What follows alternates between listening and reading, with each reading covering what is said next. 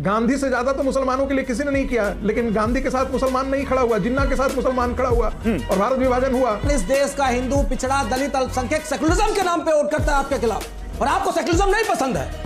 देश का मुसलमान अतीक अहमद के नाम पर वोट कर देता है, अंसारी के साथ खड़ा होता है। दो कौड़ी के तुम बस दो कौड़ी के आदमी हो, तो कोई एहसान नहीं किया देश की जनता पे। मुझे लगाने से कोई प्रवक्ता नहीं बन जाता।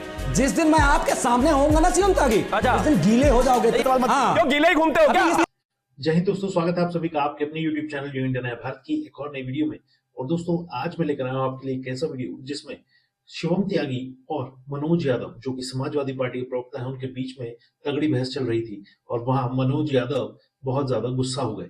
लेकिन शिवम त्यागी ने भी मनोज यादव को उसी की भाषा में जवाब दिया, जिसके बाद मनोज यादव चुप रह गए और कुछ बोल नहीं पाए और उल्टी सीधी बातें करने लगे। दोस्तों इस डिबेट को एंड तक देखिएगा, आपको बड़ा मजा आएगा क्योंकि ये डिबेट बहुत ही फनी होने वाली है। अगर आपको वीडियो अच्छी लगे तो वीडियो को लाइक कीजिएगा, चैनल को सब्सक्राइब कीजिएगा और बेल आइकन दबाना ना भूलिएगा। तो चलिए वीडियो को साथ में देखते हैं। Thank you. तो जो वोट नहीं दे उसका काम नहीं, इतना है मतलब। बीजेपी को अगर 30% लोगों ने वोट दिया या 26% लोगों ने वोट दिया तो बाकी सबका काम नहीं करना चाहिए। एक एक वोट यहां पर अब मार्क होगा, जिस मोहल्ले से, जिस बूथ से, जिस लोकसभा से बीजेपी जीत कर आ रही है, खाली वही काम होगा, उसी धर्म का काम होगा जिस धर्म के लोग बीजेपी को वोट दे रहे हैं। देखिए, सबसे पहले तो शुभेंदु अधिकारी जी ने जो कहा है या गिरिराज जी ने कहा है, वो इस देश के करोड़ों हिंदुओं के मन की बात को व्यक्त करता है। दूसरी बात, शुभेंदु अधिकारी ने ये नहीं कहा है कि उनका काम मत कीजिएगा, सबका विकास कीजिए लेकिन सब पर विश्वास मत कीजिए, इसका अभिप्राय ये है। क्योंकि मुसलमान दीन के नाम पर वोट करता है, मुसलमानों को पता है कि उनको क्या करना है। संगीत जी, आप मान रहे हैं कि जो पीड़ा शुभेंदु अधिकारी के मन में है वो आपके मन में भी है, वो बीजेपी के कार्यकर्ताओं और समर्थकों के मन में भी है, और आप मानते हैं कि ऐसा होना चाहिए? मैंने फिर बोला कि काम सबका होना चाहिए, चाहे वोट दे या नहीं दे, लेकिन जो ये था कि सबका विश्वास, तो आप अपने तरफ से करते रहिए सबका विश्वास, मुसलमान आप पर विश्वास नहीं करता है, ये एक सच्चाई है। गांधी से ज्यादा तो मुसलमानों के लिए किसी ने नहीं किया, लेकिन गांधी के साथ मुसलमान नहीं खड़ा हुआ, जिन्ना के साथ मुसलमान खड़ा हुआ और भारत विभाजन हुआ। जो चीजें मैंने अभी डिबेट में सुनी, मैं सुन के दंग रह गया। क्या गजब गजब का और विभिन्न विभिन्न क्वालिटीज का जहर उगला गया। किसके खिलाफ? इस देश की जनता के खिलाफ। कौन दे रहा है? नरेंद्र मोदी अपने घर से दे रहे हैं क्या, या भाजपा दे रही है? इस देश के आम आदमी का पैसा आम आदमी के काम में जाता है, वो घर के रूप में, अनाज के रूप में, राशन के रूप में, किसी भी रूप में देख लीजिए। इनडायरेक्ट टैक्स हर व्यक्ति पे करता है, डायरेक्ट टैक्स भी जो पे करने वाले वो पे करते हैं। तो ये कौन सा टीवी पे महिमा मंडन कर रहे हैं कि नहीं देंगे? काहे? पिताजी का राज है क्या? टैक्स मोदी जी अपनी जेब से लाते हैं क्या? इस देश के आम आदमी का पैसा है और आम आदमी के काम में ही खर्च होगा। ये अनावश्यक बात कम की जाए। गौरव जी, मैं महत्वपूर्ण बिंदु पे आता हूं।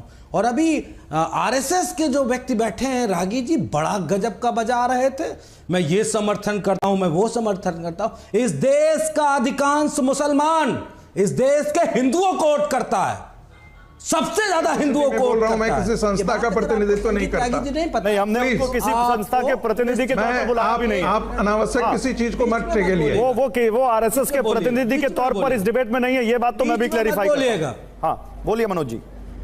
बिल्कुल, अरे बिल्कुल, मैं हिंदुत्व के साथ खड़ा हूं, मैं किसी संस्था का प्रतिनिधित्व नहीं करता हूं, चाहे वो भारतीय जनता पार्टी क्यों नहीं। बीच में मत बोलिए, मैंने आपको बहुत ध्यान से सुना है, धैर्य रखो भाई। नहीं तो आप, मैं बीच में नहीं बोल रहा हूं तो आप बिना मतलब का कोट मत कीजिए, आप अपने तर्क को रखिए, चिल्लाइए मत। क्यों ना करे? इस देश का मुसलमान, इस देश का हिंदू, पिछड़ा, दलित, अल्पसंख्यक सेकुलरिज्म के नाम पे वोट करता है आपके खिलाफ, और आपको सेकुलरिज्म नहीं पसंद है। सीधी बात यह है, कोई सेकुलरिज्म के नाम पर नहीं इस देश का मुसलमान वोट करता है। इससे बड़ा कोई बकवास नहीं हो सकता है कि इस देश का मुसलमान सेकुलरिज्म के नाम पर वोट करता है। इससे बड़ा कोई बकवास और इससे बड़ा कोई जहर नहीं हो सकता। सब वाहियात और बकवास है। संगीत जी अभी आप बोलिएगा, संगीत जी अभी आप बोलिएगा। मनोज जी अपनी बात कंक्लूड कीजिए। एक मिनट, गुलाम सरवर साहब रुकिए। गुलाम सरवर साहब, देश का मुसलमान अतीक अहमद के नाम पर वोट कर देता है, अंसारी के साथ खड़ा होता है। वो अंसारी में अंसारी में क्रिमिनल नहीं देखता है, वो अंसारी में औरत ही काम जहरीले इंसान, जहर मत फैलाओ। मनोज जी शिष्टाचार मत बोलिए, जहरीले शिष्टाचार मत बोलिए मनोज जी, ऐसे बात नहीं कर सकते मनोज जी, आप ऐसे बात नहीं कर सकते, शिष्टाचार मत बोलिए। तुम यादवी समाजवाद से बाहर निकलो, तुम यादवी समाजवाद से बाहर निकलो, तुम यादवी गुंडागर्दी से बाहर निकलो, इसकी बात तुमको समझ में आएगी, तुमको मेरी बात समझ में नहीं आएगी, क्योंकि 2 कौड़ी के तुम बस 2 कौड़ी के आदमी हो। गजब बेइज्जती है। मनोज जी रुकिए, शिवम जी रुकिए, मनोज जी रुकिए, संगीत जी रुकिए, स्क्रीन पर सब कुछ छोड़िए, ये देखो मनोज जी नहीं, मनोज जी आपत्तिजनक भाषा का इस्तेमाल बिल्कुल एंडोर्स नहीं करूंगा मैं अपनी डिबेट में, आपसे भी नहीं और किसी से भी नहीं, आपसे भी नहीं, संगीत रागी जी से भी नहीं। संगीत शिवम को लाइए केवल। शिवम मुझे ये बताइए, क्या यहां पर शुभेंदु अधिकारी ने आप लोगों को फंसा दिया? अगर ये उनका पर्सनल स्टेटमेंट भी है तो एक तो वो बहुत बड़े नाम है बंगाल में, राष्ट्रीय स्तर पर भी, और अगर वो अपनी पर्सनल पीड़ा भी कह रहे हैं तो आपने क्या उनसे कोई अभी तक कोई क्लैरिफिकेशन मांगा कि आपने ऐसा क्यों कहा? देखिए, एक तो मेरा ये कहना है कि तरबूज को मूछे लगा देने से अगर वो प्रवक्ता होता तो इस देश का हर तरबूज प्रवक्ता होता, ये किसी के लिए नहीं है। दूसरा, जो मनोज यादव ने कहा कि मुसलमान सेक्युलरिज्म पर वोट करते हैं, ये करते हैं, वो करते हैं। मनोज नहीं सर, अभी मनोज नहीं, मनोज नहीं करना चाहता हूं, मैं तरबूज का उदाहरण देके आप भाग रहे हैं। मैं घूम कर वहीं आऊंगा, मुझे मौका दीजिए। अच्छा बोलिए। पाकिस्तान और the partition of India, page number 128, बाबा भीमराव अंबेडकर कहते हैं कि इस देश में मुस्लिमों के लिए कोई भाईचारा टोटलिटी में नहीं है, वो सिर्फ उनका अपना एक भाईचारा है, उनकी अपनी एक मुस्लिम सोसाइटी है। अब ये मनोज यादव पढ़े तो समझ में आए। पेज नंबर 122 पर वो कहते हैं कि उनके लिए जो भाईचारे की डेफिनेशन है, जो वेलफेयर की डेफिनेशन है, वो अपनी सोसाइटी की डेफिनेशन है, देश से कोई लेना देना नहीं है। ये मैं नहीं कह रहा हूं, बाबा भीमराव अंबेडकर कह रहे हैं। अब मैं आपकी बात पर आता हूं। एक चीज बहुत साफ है, इस जहां तक बात शुभेंदु अधिकारी की है, शुभेंदु अधिकारी जी ने अपने बयान के बाद आकर क्लियर कहा कि मेरी बात को तोड़ मरोड़ कर पेश किया गया, मेरे सामने कोई भी आता है तो मैं तो सबका काम करता हूं। और एक चीज मैं छोटा सा एग्जांपल आपको दे रहा हूं, हमने जो है 4 करोड़ घर बनाए, किसी शिवम को दिया हो, सलमान को ना दिया हो, तो एक एग्जांपल इनके पास हो तो बताइए। हमने 32 करोड़ से ज्यादा टॉयलेट बनाए, किसी सलमान को ना मिला हो तो बताइए। आयुष्मान योजना के हमने घर दिया, किसी एक सलमान को ना दिया हो तो बताइए। किलोमीटर सड़क बनाते हैं, किसी एक सलमान को ना दिया हो तो बताइए। किसी एक दलित को ना दिया हो तो बताइए। बात एहसान की, आपके पिताजी के पैसे से नहीं बनाया, बीच में नहीं, आपके पास आ रहा है। Thank you. और एक और चीज, सुन लो, बीच में एहसान नहीं किया देश की जनता पे। मूछे लगाने से कोई प्रवक्ता नहीं बन जाता। चाय बेच के नहीं, तुम नहीं बोल, आरएसएस के पैसे तेरी दाढ़ी को सिवा नहीं बन जाएगा तू। बीच में मत बोलिए, बीच में रहिए। 10 सेकंड फिर ये जाकर इसी क्लिप को काटेंगे, ये नहीं दिखाएंगे कि पिट के भी आए हैं, चुप रहिए।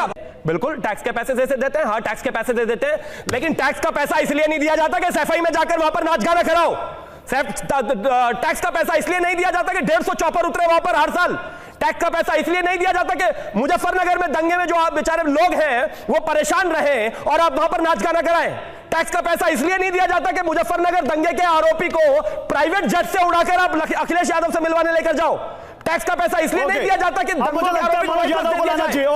तरबूज मोच अज्ञानता की बातें आप चाहते हो आपके टीवी चैनल पे होना, ज्ञान वाली बातें होनी चाहिए। जवाब सुन लो यार। अरे कब बोलोगे भाई, जवाब सुनो करते रहते हो, जबान पोस्टें निकलती है लोकसभा में, ऐसा नहीं लोकसभा में 16 पोस्टें निकलती हैं। जिस दिन मैं आपके सामने होऊंगा ना सीएम तागी, उस दिन गीले हो जाओगे। ये देखिए, पता नहीं है कि सोशल मीडिया की लाइनों से गीली हो जाएगी, शब्दों का इस्तेमाल मत करो। क्यों गीले ही घूमते हो क्या? इस तरह की बातें मत कहा करो, पसंद नहीं है बिल्कुल। तरबूज का मुझे क्यों बार-बार टोकते हो? बन जाता इंसान, पढ़ना पड़ता फिर।